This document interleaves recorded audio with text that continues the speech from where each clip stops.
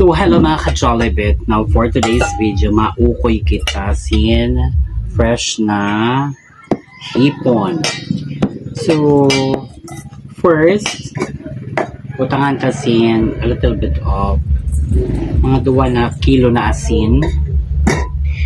Then, put some ground pepper, mga 1 tablespoon. And, imekos-mekos siya together.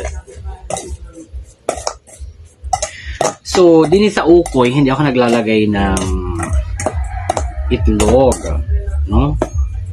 So, maglalagay kita ng cornstarch.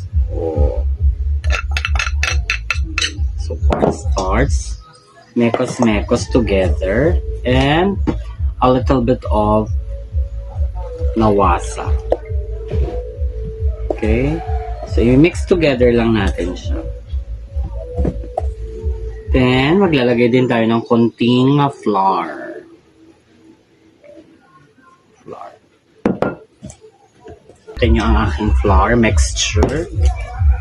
Ang ating ukoy na mixture.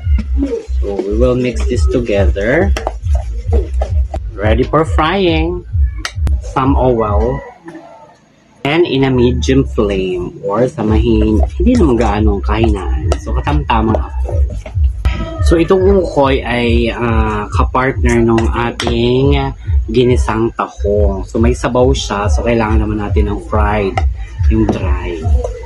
Lalagay na natin ang ating mixture.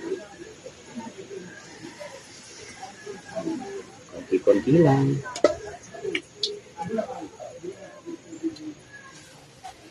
So, wait natin until mag-golden brown.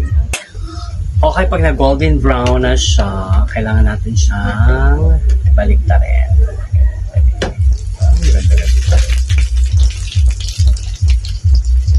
Ating ukoy. Natin siyang maglito.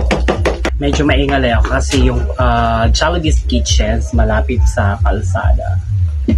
Kaya lahat yung mga dumadaan, nag-iingay, maririnig nyo yan.